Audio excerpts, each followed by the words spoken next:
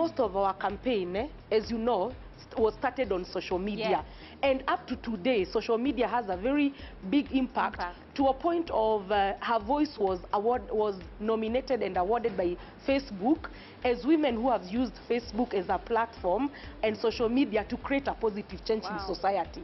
So for me, social media that's how even I get to know of cases. People even feel comfortable inboxing me rather than writing on their walls. So social media has created a very big impact in Kenya. Maybe what we need to tell Kenyans, once you've seen it on social media and it is telling you something and you realize it's something helping you, take it to the real life. Don't wait for someone to knock on your door. If you see anything about change or depression, take it from there and act it. The problem is Kenyans think that that is social media. And also, I think Kenyans also think, I think depression needs to be a topic of everything we do. We need to talk about depression because people think when you're rich, what do you have to be depressed about? Like, seriously. You have a car, you're depressed ones. Yes. They're too depressed, they're killing a girl. They think depression is when you're miserable, you're sick, or you're poor. It's a disease. Yeah. So, James, I want us to bring in the Ajiri conversation. Tell us about it. So I think you've seen with NYS and different bits, Centum Foundation, we're creating, and with the students as well, like a platform. And again, I go back to social media. I think it's a very good point, very useful tool. And it's a little bit like Uber, a little bit like TripAdvisor, and this comes back to the students, giving them a different option to betting and sponsorship. They can upload their profile on there, and say you need a gardener, a plumber, a beautician. You simply put it in, and it'll bring up all the profiles, and then you connect direct to them. So even let's look at students, for example. They don't really have the time to go and create that business and, let's say, do plumbing or gardening. But social media again, what about the expatriates? I think there's tens of thousands of them. I was very lucky in Centum. They've taught me quite a bit of Swahili, particularly on the hearing side of it. But if I didn't have that growth and I wasn't, let's say, covered in that culture every day, how else would I learn it? I don't have time to go to night school. But let's look at the students. They could upload themselves on the app and they could do online tutoring via WhatsApp. So say an hour a day, the expatriates are paying that student, so they're getting their money. They're educating. The expatriates now are becoming betterly culturally aligned to the country, the history, the do's and don'ts. And we're finding other ways for students, men and girls, to find funding and education and can still educate themselves. So we're trying to work with the youth organisations, we're trying to work with the NYS and the different bodies to create this platform. And I think as of next week it's going to go live, so by all means I'll send it around, give us the feedback, let's get that platform going. The foundation is not taking any money, they're not doing anything behind it. It's about creating that employment opportunities. And imagine now, because of social media, it reaches everywhere. Regardless if we're hundreds of kilometres from Nairobi, those skill sets are still there. So you can still be doing your education, you've almost found part-time work, and you've not had to go anywhere. And I think the more we can embrace social media, embrace technology for both education and employment, the easier it is to give back and take away some of these problems. Because I don't truly believe people want to get addicted to the betting schemes and be in selling of that. I don't truly believe they want to be sponsored. Because there are already bright people who are trying to push themselves and reach that goal themselves, and I think you said it, why have they turned to it?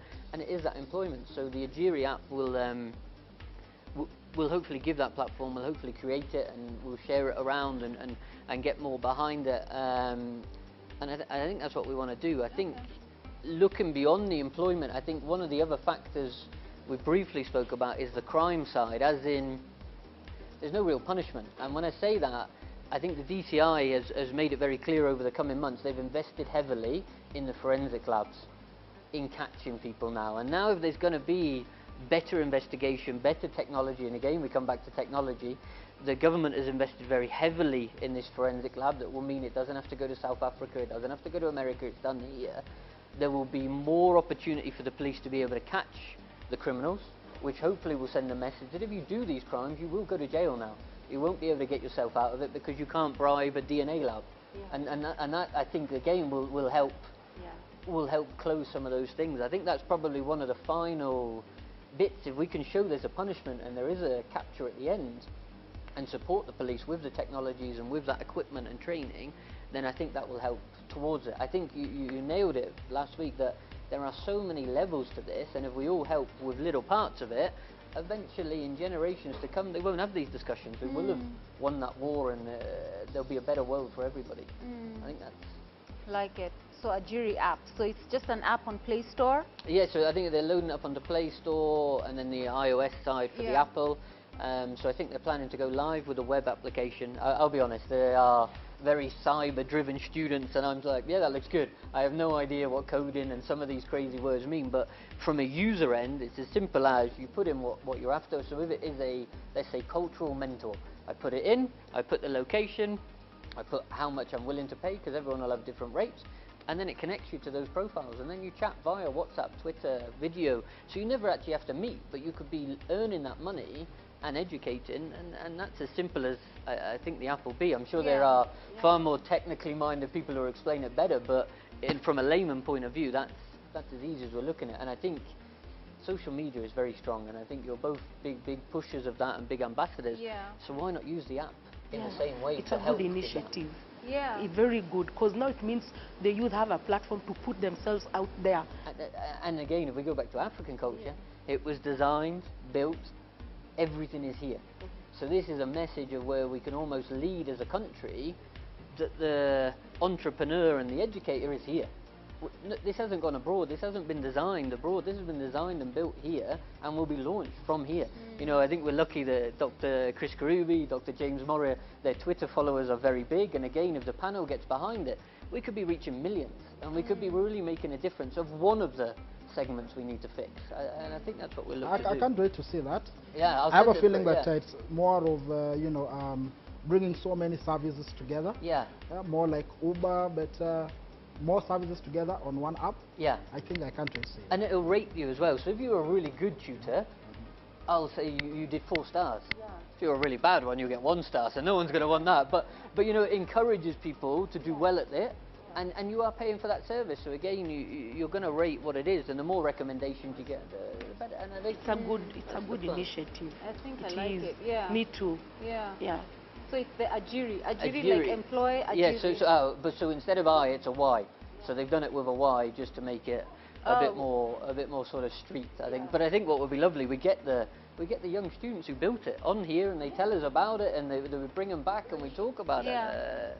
I like celebrating stories of young people doing things for other young people. And it's driven by them. So it's students helping students from this continent, hopefully showing the rest of the world how it is. Because I don't think, there's probably little versions around the world, but I think the way they've explained it, presented it, is quite unique.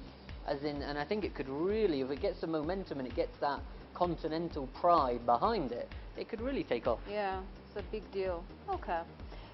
So as we close, Mutai, what's your word to the man and the woman, 20 to 30, in relationships? Okay. My closing remarks as far as that conversation goes, I want to appeal to those people who are advocating for the girl child to incorporate men, or the boy child for that matter, into their campaigns. And I'm appealing to them in this manner, that they should make much of their time be about reaching out to men than even reaching out to this girl child, because once a man has understood the values of an empowered woman, it could be very easy for them to, you know, get their way through. So, and I'm saying also that, I mean, this is life. Nobody should get away with murder. Anyone who has committed murder should be imprisoned. They should go to jail. So we expect the DCI to actually do their job as well. And I'm saying to men out there that women are they are fellow human beings. They are our fellow people. We live with them. They are our sisters, our mothers, they are our wives, and they are our daughters. I mean, why should we kill them? So I'm also saying to women, men are our fellow people. They are our fathers, brothers, and our sons.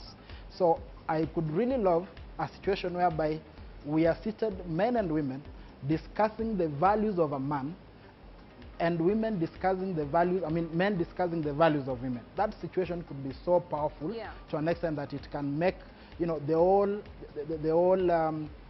struggle, of empowering a woman be very easy. Yeah. I think we'll take that up as Life and Style and do a forum and invite you guys, and we start somewhere. I agree with you. Start with us. I agree. Yeah. I agree. I think we can plan that. And by then, in my private life, this is what I normally do. Okay. I've never expressly advocated for a girl child. I've always talked to both men and women. There are values women need to understand about men, the same way to the other side. And I believe that's the best way to go. I like it. Yeah. I like it. Otherwise, we'll have a scenario whereby women are so empowered, and then we start realizing the boy child is not empowered. Yeah. Then we go back and start again, let's empower the girl child. I hear you. Rita, your closing remarks on this conversation? My closing remarks are, I think let's go back to the basis of humanity. We need to have empathy. When you have empathy, when you wake up in the morning and you put yourself in somebody's shoes, even these issues of corruption you're seeing around, they wouldn't be there. Have empathy. Think, if I was in this person's shoes, how would I feel? What would happen? And I'm encouraging men to come on board. As I said before, every year we have, during the 16 days of activism, there's always an event going on in Nairobi, in your county, and we encourage men to come on board. We want to hear their voices, because we believe as a community we can't fight against violence against women and all these things without the men.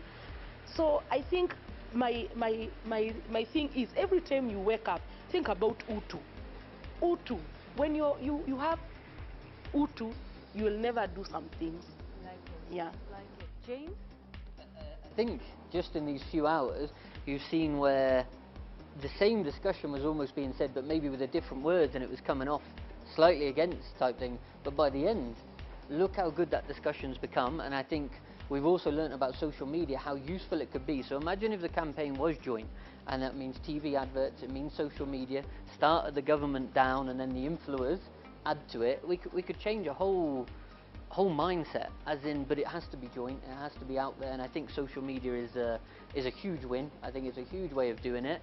Worst case, you'll end up talking about it after the social media happens, and I think that's, yeah, I think that's the way to do it. Yeah. Well, thank you so much for coming on the show today. This could have been 10 shows, but we will do that forum. Let's do it. That's the next level. Let's do it. Yeah, and we invite people, and we get a bigger place, like an auditorium, and we get people to talk these things out. Let men talk it out. Yes. Yes. And you'll run those campaigns on your social media and invite people. We shall. We'll do it. We will do it. Yeah. I like it. Thank you for coming, guys. Great. Thank you. Thanks. And thank you for joining in. The hashtag is KTN Life and Style. Tell us what you think about what you've heard today. We may not have conclusive answers, but I think and I believe that we have tried to at least open up this conversation, and you've gleaned points here and there from each one of us on what is wrong and what could go wrong and what needs to be done to make that right. And no one has it all figured out, from Jalango Street to what we think about relationships, to how social media plays a role, to how men are disempowered as we speak, to the depression conversation, mental illness. It's just a whole pack of things. But we hope that, people are able to speak to one another. So make that call to whomever you need to call. Have a conversation with someone, but killing is not the answer. Thank you for tuning in today. My name is Catherine Mwangi. We see you again next week. Have a blessed one.